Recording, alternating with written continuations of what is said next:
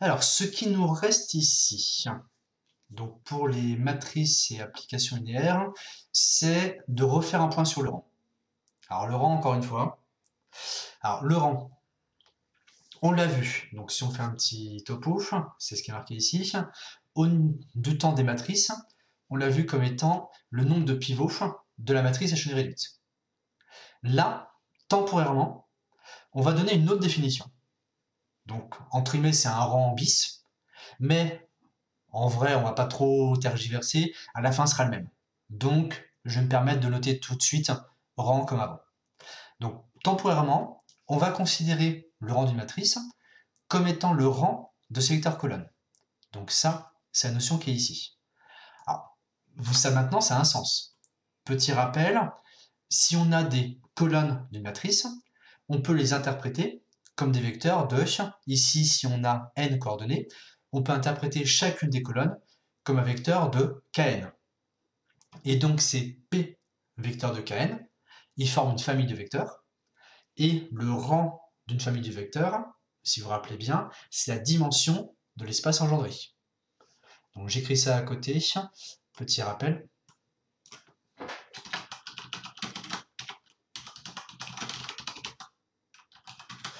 Chaque colonne peut être vue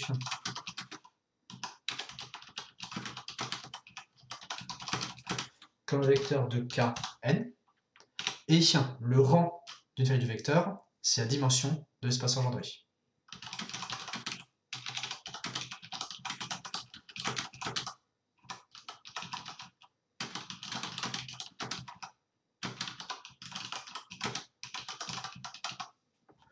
Hop.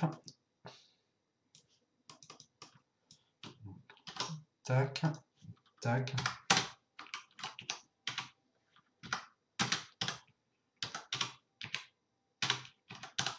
Tac. Donc ici, par rapport à ce qu'on a nous, on peut donc donner ce rang-là. Vu que c'est la dimension de l'espace engendré, vu qu'on a p vecteurs, en particulier, la dimension de l'espace engendré est plus petite que p, et donc le rang est plus petit que p. Ça, c'est un truc au passage. Si maintenant on revient à la définition de la matrice d'application linéaire, on va avoir une proposition qui est en fait instantanée.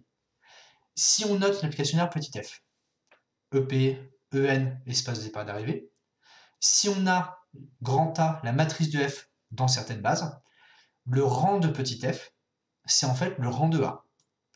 Alors ça peut avoir l'air mystérieux, mais en fait c'est automatique par rapport à ce qu'on sait. Donc, petit rappel, un peu le même genre qu'ici, le rang d'une application linéaire, c'est la dimension de l'espace engendré. Mais l'espace engendré, je reforme, excusez-moi, j'ai mélangé les bouts. Le rang d'une application linéaire, c'est la dimension de son image. Mais son image est engendrée par les vecteurs de l'image d'une base. Mais les vecteurs de l'image d'une base, on les voit en colonne dans la matrice. Donc on va écrire ça, peut-être pas sur le polycopier, je vais écrire ça à côté, mais finalement en 2-3 phrases, cette propriété, en fait, elle est automatique. Alors, donc, explication 12, je ne sais pas vraiment de démonstration, c'est juste une explication par rapport à tout ce qu'on sait, mais on va l'encadrer parce que ça, en pratique, vous êtes très souvent utilisé. Dorénavant, lorsque vous demandera le rang d'une application linéaire, vous passerez par la matrice. C'est quoi la différence avec la propriété du dessus?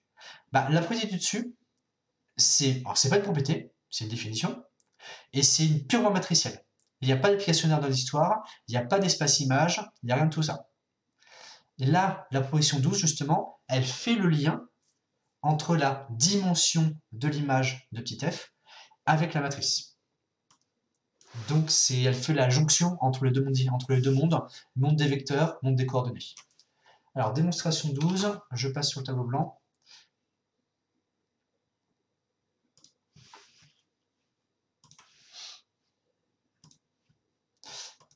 Alors, tac, tac.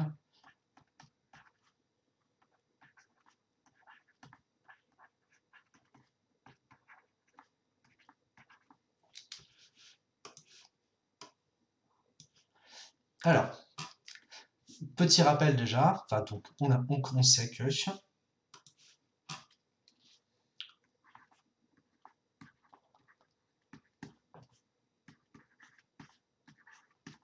le rang de petit f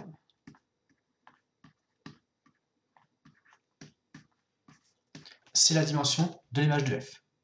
Donc ça, tac, à savoir. Et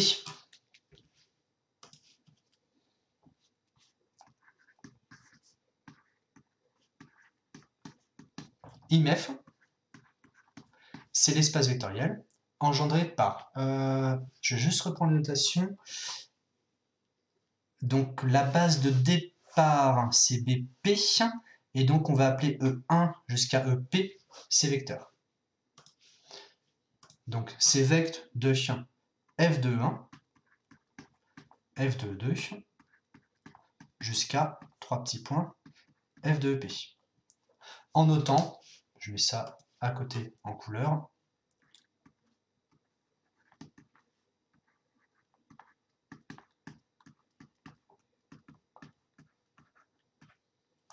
BP, la base E1EP. Ensuite, on continue un peu dans les interprétations. On a donc l'espace vectoriel engendré par f de 1 jusqu'à f de EP. Conséquence, encore une fois,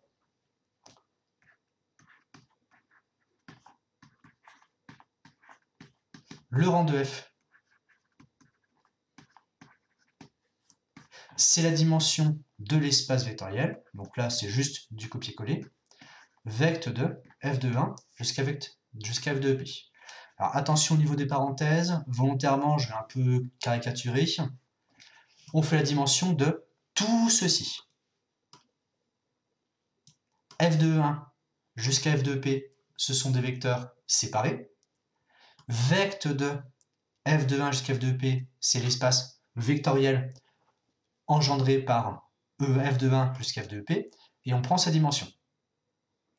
Mais ce truc-là, petit rappel, la dimension d'un espace engendré, on a vu aussi, donc c'est vraiment plein de notions qu'on a déjà vues, qu'on emboîte comme il faut, qu'on combine comme il faut, c'est ce qu'on a noté le rang de f de 1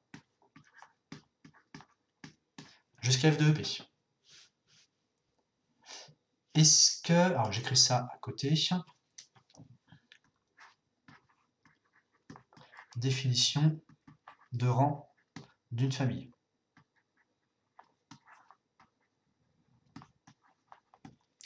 Est-ce que jusqu'ici, il y a des questions?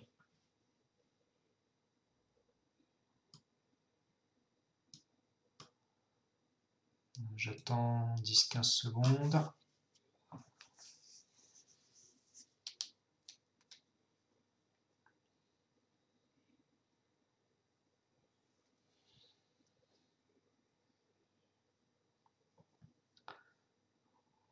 Ok, ça a l'air bon.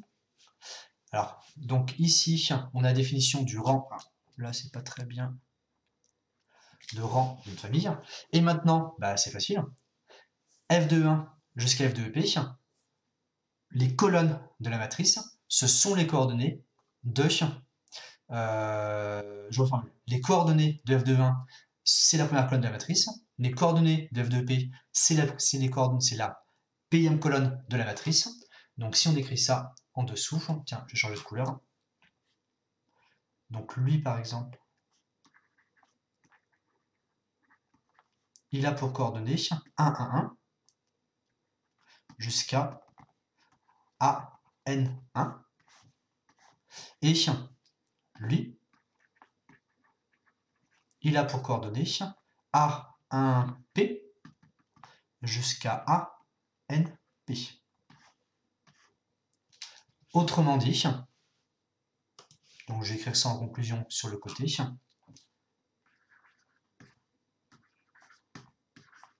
on retrouve les colonnes de la matrice grand A, le rang de F, on est bien tombé sur le rang de A au sens de la définition juste au-dessus. Donc pour rebondir sur la question qui a été posée juste avant, la définition du dessus, elle intervient seulement là. Oula. C'est pas ça que je voulais faire.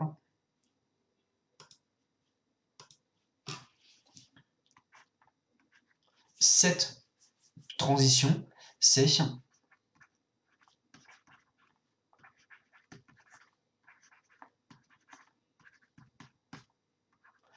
grâce à la définition de rang 2A qui est juste au-dessus. Est-ce que c'est à peu près bon pour ce truc-là?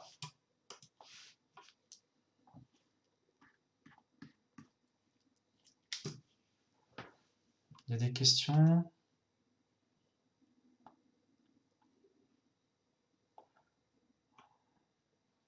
Alors, ça a l'air bon.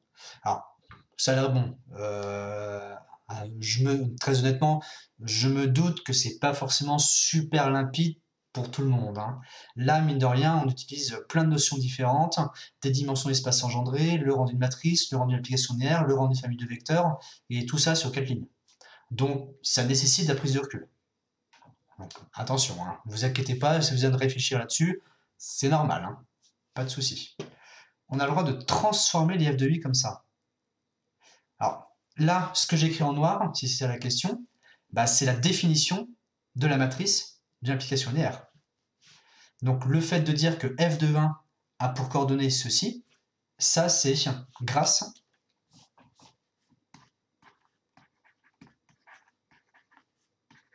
à la définition de A égale matrice de F dans BP, Bn.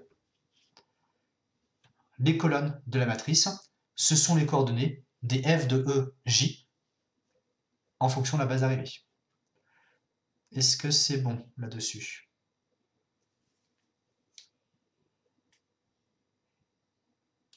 Ok. Alors, je reviens sur le PDF. Conséquences, je le remets en grand. Je vous laisse un petit peu le truc à côté au cas où. Conséquences. On peut donc parler du rang d'une application linéaire comme étant le rang de la matrice associée. Mais si vous vous rappelez bien, je remonte un tout petit peu pour vous faire le voir, on a aussi signalé que, quitte à considérer l'application linéaire coniquement associée, on pouvait, où est-ce que c'est? Ici. On pouvait parler du noyau d'une matrice et de l'image d'une matrice. Petit rappel, ça veut dire qu'en quitte à faire la jonction coordonnées-vecteurs, c'est ce qu'on a vu dans l'exercice 3 tout à l'heure, le noyau d'une matrice, ça donne le noyau de l'application linéaire associée, et l'image d'une matrice, ce sont les coordonnées de l'image de l'application linéaire. Si on revient à notre histoire, on va pouvoir donc avoir ce qu'on appelle le théorème du rang matriciel.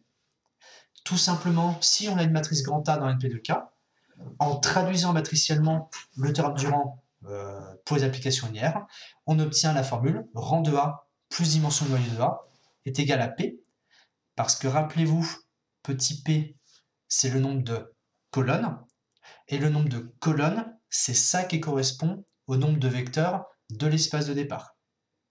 Donc, il n'y a rien à dire, c'est exactement une traduction. Alors, encore une fois, il faut prendre du recul par rapport à tout ça, mais c'est juste une traduction. Deux petites conséquences. Alors, celles-ci, elles ne sont pas essentielles, enfin, c'est peut-être pas les prioritaires, donc on ne va pas les mettre en valeur particulièrement, on mettra surtout en valeur ce qui est dans le grand C, juste en dessous. Donc, première conséquence, mais qui est assez logique, si une matrice est de rang nul, ça veut dire que la matrice elle-même est nulle. Alors, si vous voyez les choses en termes d'image d'application linéaire, c'est logique.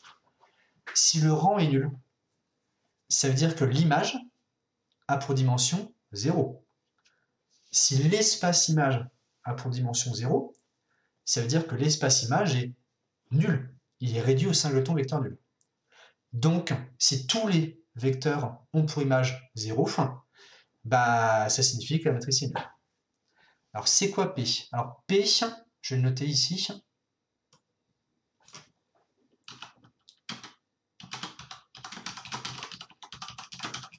C'est le nombre de colonnes de A qui correspond, alors si on veut mettre les choses précisément, à la dimension de l'espace de départ de l'application linéaire canoniquement associée. Donc qui correspond à la dimension de l'espace de départ de l'AL associé. Donc, est-ce que là-dessus, c'est bon? C'est sûrement médité, ce genre de formulation, mais est-ce que ça répond à la question?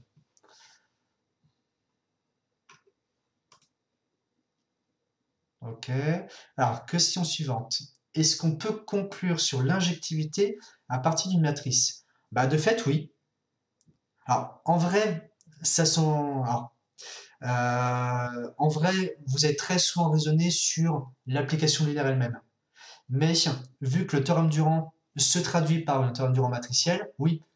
Par exemple, le cas le plus fréquent, si vous avez une matrice carrée. Si vous avez une matrice carrée en dimension 5, je dis ça au pif, qui a un rang égal à 5, en appliquant ça, vous allez en déduire que la dimension du noyau est 0, et donc l'application est injective. Alors, attention, l'application linéaire associée à la matrice. Alors, le point A du polar 14. Alors, le rang de A égale 0, ça veut dire que la dimension de l'image vaut 0. Ça veut dire que l'image est le singleton vecteur nul. Ça veut donc dire que l'application associée est nulle. Alors, là, volontairement, pour celui-ci, je ne vais pas l'écrire. Je le redis une fois comme ça. Si vraiment ça vous tracasse, on en reparlera, mais je préfère après qu'on avance sur le truc en dessous. Alors, deuxième petite constatation, c'est toujours lié aux histoires de dimension d'espace de départ et d'arrivée. Là, ça... comment je peux vous faire voir? Alors, grand A dans NP2K. Ça veut dire que la dimension de l'espace de départ, c'est P, pour l'application linéaire associée. La dimension de l'espace d'arrivée, c'est M. Rang de A plus petit que N, on l'a vu juste au-dessus.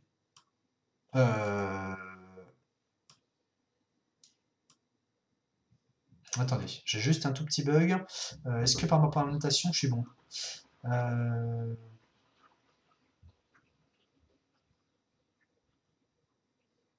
Oui, du coup, ça revient même.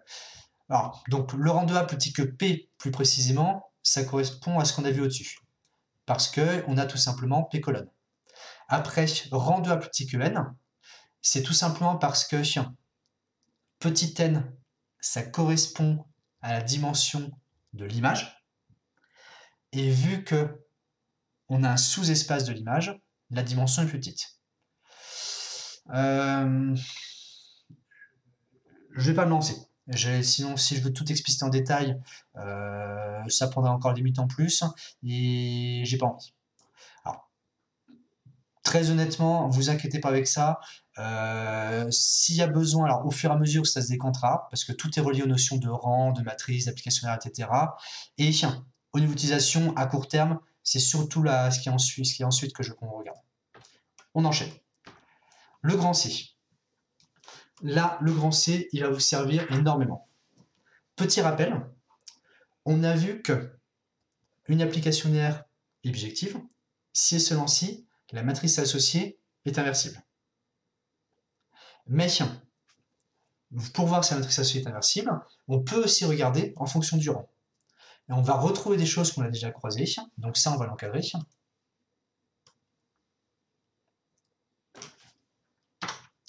Alors, proposition 15, on a une matrice carrée. Dire que la matrice grand A est inversible, c'est équivalent à dire que son rang est égal à petit n. Alors, là, ici, typiquement, encore une fois, j'allais dire c'est logique. Si on pense à l'application linéaire canoniquement associée, l'application linéaire associée A inversible, équivalent à application linéaire bijective, équivalent à application linéaire surjective, parce qu'on est en dimension finie, équivalent à rang égal à petit n. Donc si vous transitez par les applications linéaires associées, tout se traduit évidemment. Inversible, AL bijective, AL surjective, rang égal n.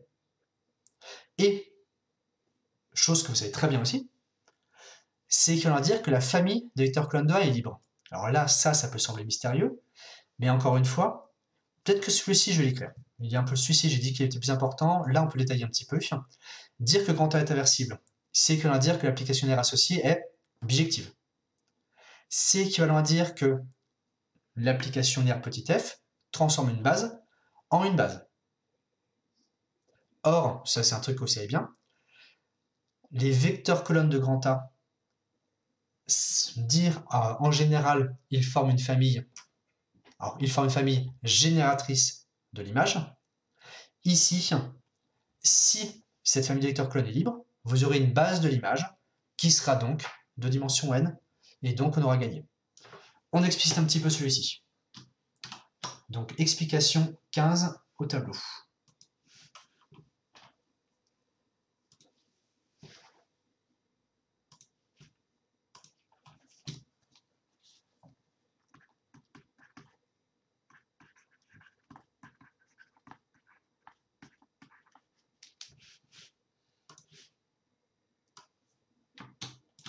Alors, explication 15. Donc, on a une matrice grand A. Grand A dans Mn de K, elle est fixée. On peut toujours considérer, alors je vais l'appeler petit f, on va pas s'embêter. Petit f, c'est donc un endomorphisme de Kn, l'application linéaire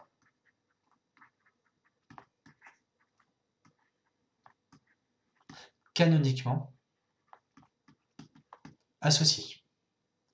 Et une fois qu'on a introduit grand A et grand F, tout va se traduire assez immédiatement. Première chose, grand A inversible. Je ne sais pas pourquoi je pense, pourquoi j'écris si bas. Je vais passer un peu plus haut. Grand A inversible. C'est équivalent à dire que petit f est bijective. Donc ça, je ne vais pas vous mettre le numéro de la propriété, mais c'est une propriété qu'on a vue ensemble. On l'avait démontré. Ensuite, si on s'intéresse à la première équivalence,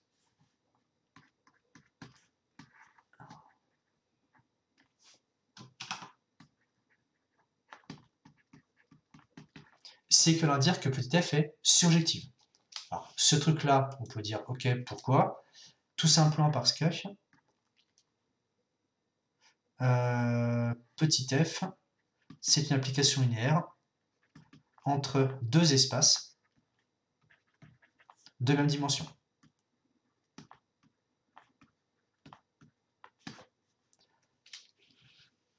Et dire que petit f est surjective, c'est équivalent à dire que la dimension de l'image de petit f est égale à petit n. Surjectif, c'est équivalent à dire que, alors je peux rajouter une étape, c'est équivalent à dire que l'image de f est égale à kn tout entier, ce qui est équivalent à dire que sa dimension, c'est petit n. Ce qui est donc équivalent à dire, en termes de rang de f égale n, et la boucle est bouclée. Comme le rang de f est égal au rang de la matrice, on tombe sur ceci. Est-ce que pour cette première équivalence, après il y a l'autre, est-ce que pour cette première équivalence, c'est à peu près bon?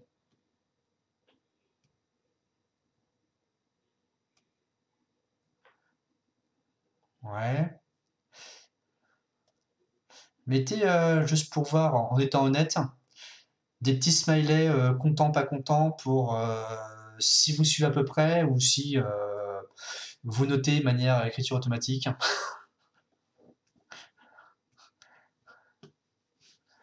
Ouais, ouais. Ouais, d'accord. Bon, il y en a beaucoup qui ont l'air de suivre à peu près, ou en tout cas qui n'osent pas dire le contraire. Et puis après, sinon, c'est approximatif, quoi. D'accord, ok. Alors, tout ça, bon, comme d'habitude, sur ces chapitres-là, ne vous inquiétez pas, on n'est pas encore sorti. Alors, on commence à voir le bout. On commence à voir le bout, mais il reste encore pas mal d'exercices à faire, bien sûr, et il y aura besoin de prendre du recul par rapport à tout ça. Donc c'est normal, vous inquiétez pas. Question, pourquoi f dans LBK n'est pas autre chose? Alors, tout simplement, alors là, je vous remets le point de cours qui correspond sur le PDF. Je remets le PDF un petit peu plus grand. On a défini, donc c'est un choix purement arbitraire, on va dire ce qu'il y a. Où est-ce qu'elle était partie celle-ci? Là. On a vu que si on voulait faire au plus simple, c'est vraiment pour faire au plus simple, hein, lorsqu'on a une matrice, on peut toujours lui associer une application linéaire en prenant comme espace de départ Kp, Kn, on va pas chercher plus compliqué, et en prenant les bases canoniques. Et donc c'est ça qu'on a appelé l'application linéaire canoniquement associée. Alors, petite parenthèse, pour compléter, en vrai, vous pouvez faire ce que vous voulez.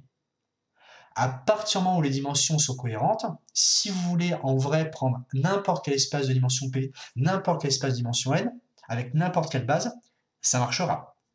Je vous rappelle, comme ça fait des petites piqûres de rappel, je vous rappelle cet isomorphisme fondamental. À chaque, alors, étant donné un choix de base et d'espace, à chaque matrice, on a une unique application linéaire qui correspond. Donc vous pouvez faire en vrai ce que vous voulez. Mais ici, on va au plus simple. Et pour nous, le plus simple, je remets le tableau un petit peu plus grand. Et pour nous, si on va au plus simple, c'est 2kn dans kn. Deuxième équivalence. Donc cette fois-ci, c'est avec... j'ai pas mis l'énoncé comme il fallait. Je redescends le PDF.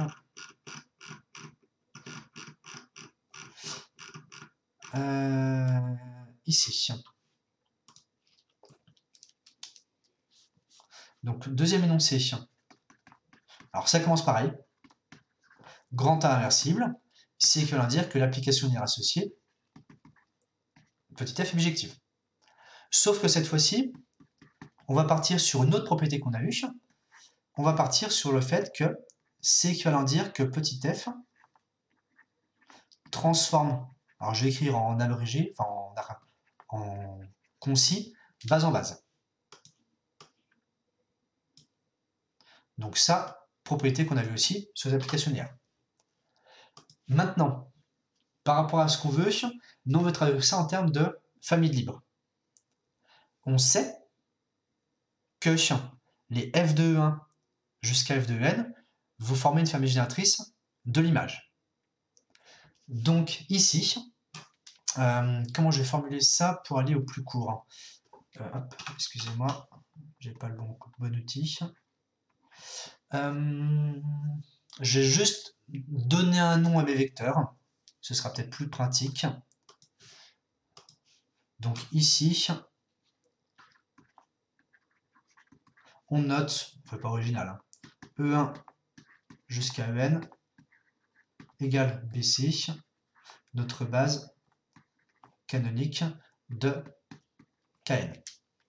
Donc dire que f transforme base en base, c'est qu'on va dire que f de E1 jusqu'à f de En, base de Kn, et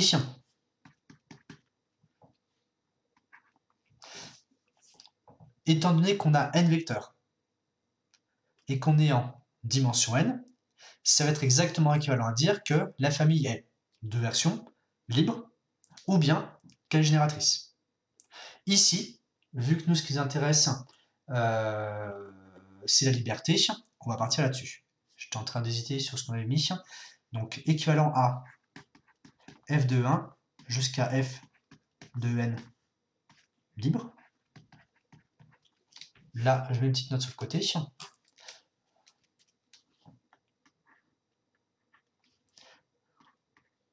Alors, attendez. Je vais faire un tout petit peu de rangement. Ça, je le déplace un petit peu. Et ici, Donc ça, c'est car famille. Même c'est famille de n vecteurs en dimension n. Et dernière chose pour conclure, dire que les vecteurs f de E1 jusqu'à f de n sont libres, vu que ce sont les vecteurs dont on retrouve les coordonnées dans les colonnes de la matrice, bah, ça revient à dire que la famille des colonnes est libre.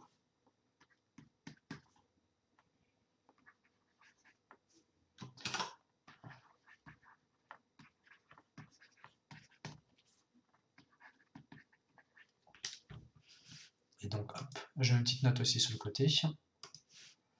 Donc, le passage de là à là, encore une fois, c'est la définition de A égale matrice de F dans la base BC.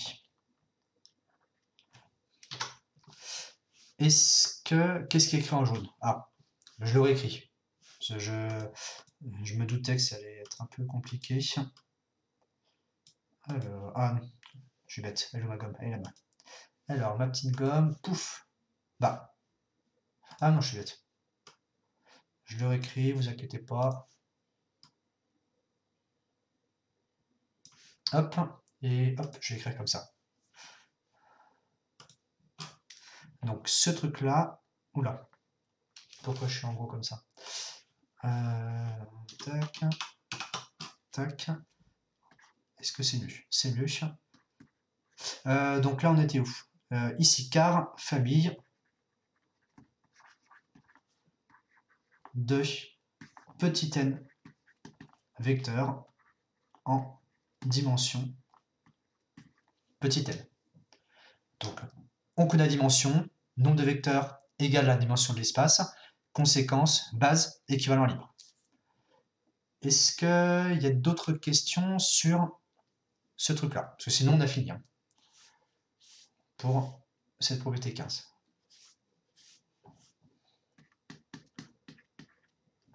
J'attends 10 secondes, au cas où.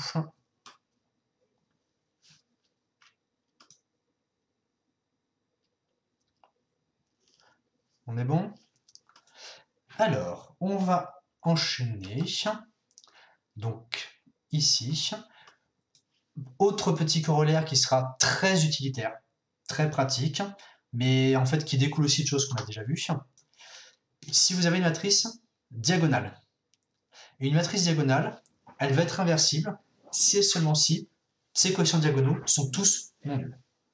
Alors, vous, en vrai, vous le savez déjà, on l'a déjà vu, pour des matrices triangulaires, une matrice triangulaire, elle est inversible si et seulement si tous ses coefficients diagonaux sont non nuls. Donc ça, en fait, ça découle de ce qui est au-dessus, si on veut, parce que dire qu'on a une famille libre, lorsque vous avez une famille de vecteurs triangulaires, bah, ça revient à dire cette condition sur les coefficients. Ça, on ne le démontre pas, ça se fait avec la définition de famille. Ça se fait, pardon, avec la définition de famille libre sans trop de soucis. Et puis en plus, sur l'énoncé, il est simple à retenir. Je vais juste insister sur deux choses, puisque des fois, il y a des mots qui passent à la trappe. Ce qui nous intéresse, ce sont les coefficients diagonaux, et je vais surtout insister sur la deuxième version, qui en toute façon englobe la première, c'est pour des matrices triangulaires.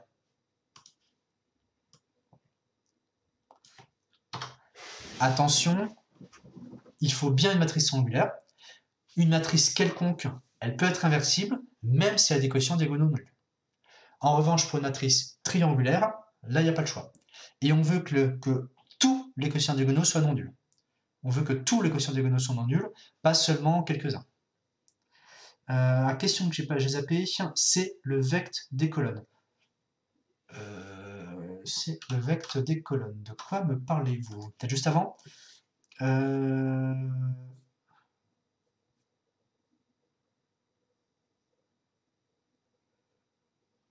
Qu'est-ce qui est le vecte des colonnes?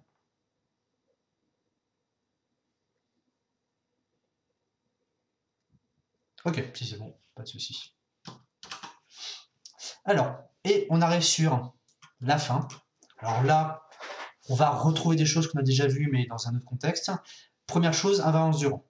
Alors, ici, encore une fois, si vous prenez du recul, si vous voyez les applications linéaires associées, en fait, c'est facile. On a des matrices grand P et grand Q qui sont inversibles. Ça signifie que les applications linéaires associées sont bijectives. Et justement, c'est ce qu'on avait vu plein de fois, lorsqu'on compose par une application bijective, les dimensions sont inchangées. Une application linéaire bijective, elle va conserver la dimension des espaces. Autrement dit, lorsqu'on regarde le rang de A fois P, tel quel, on se dit, ouais, ok, on est fiche de matrice. Mais si vous pensez aux applications linéaires associées, vous avez fait du F rond phi ou phi objective. Et la dimension de F rond phi, le rang, excusez-moi, de F rond phi, c'est égal au rang de F. Ici, c'est pareil dans l'autre sens. Une application linéaire bijective conserve les dimensions. Bon, on passe, je ne vais pas m'attarder plus. Corollaire 18. Ça, c'est des affirmations qu'il faudrait démontrer. Deux matrices équivalentes par ligne ont le même rang. En deux mots, tout simplement parce que, si vous vous rappelez bien, alors ça commence à être vieux. L'équivalence par ligne... Ah, excusez-moi, je peux remettre encore, ouais. L'équivalence par ligne, si vous vous rappelez bien, oui, l'équivalence par ligne, ça se traduit par la multiplication par les fameuses matrices d'opérations élémentaires. Et comme ces matrices d'opérations élémentaires sont inversibles, on peut bien utiliser le truc qui est juste au-dessus. Idem pour les matrices équivalentes par colonne, et idem pour les matrices à transposer qui auront le même rang. Et on arrive, et après on va finir là-dessus, pour la partie courte, sur le théorème de Gauss, nouvelle version. Si vous avez, alors c'est un petit rappel au départ, si vous vous rappelez le principe, dès que vous avez une matrice grand A, quitte à multiplier par tout un tas de matrices élémentaires, on peut se ramener à une matrice échelonnée réduite grand R. Et donc on a cette relation A égale E fois R. Ça c'est du rappel. La conséquence pour nous, elle est ici en dessous.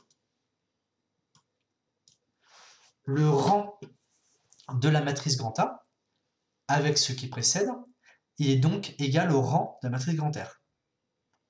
Mais pour une matrice échelonnée, le rang au nouveau sens, avec la nouvelle définition, il correspond au nombre de pivots, excusez-moi, c'est ce qui est marqué en dessous. La boucle est bouclée. Le rang de A, ça correspond au rang de la matrice grand R, qui est égal au nombre de pivots. Autrement dit, cette nouvelle définition, elle coïncide avec celle qu'on avait vue du temps des matrices tout court. Alors, en pratique pour vous, on va faire, on va dire pragmatique. Là, cette page-là, vous pouvez presque, entre guillemets, la laisser de côté, parce que ça justifie des choses, mais vous l'utiliserez directement. En revanche, ça, ce que je vous ai encadré là, les caractérisations de matrices inversibles avec le rang, avec les vecteurs colonnes, le cas de matrices angulaires, ça par contre, vous en aurez besoin. Ce qui est au-dessus, proposition 12, là, incontournable. Parce que lorsque vous aurez le rang d'une application linéaire, ce sera à vous de vous dire, je calcule la matrice, je fais le rang de la matrice. Et là, ce qui est entouré, le rang d'une matrice qui est le rang des colonnes, là bien sûr vous en aurez besoin. Ce qui permet au passage, petit rappel pour finir, le rang d'une famille de vecteurs colonnes comme ça, on a vu comment ça se calculait. On peut faire des opérations sous les colonnes pour faire apparaître des zéros avec de manière triangulaire, etc., pour ensuite conclure. Donc cette technique-là, elle sera utilisée pour calculer le rang de matrice, et donc pour calculer le rang d'une application linéaire comme en dessous. Ce qui n'est pas encadré ou entouré, vous pouvez le laisser de côté dans un premier temps, ce ne sera pas dramatique. Est-ce que vous avez des questions sur cette fin de chapitre?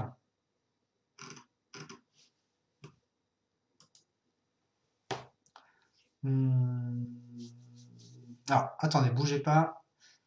Je vais juste, donc vu que là on a fini là-dessus, arrêter l'enregistrement.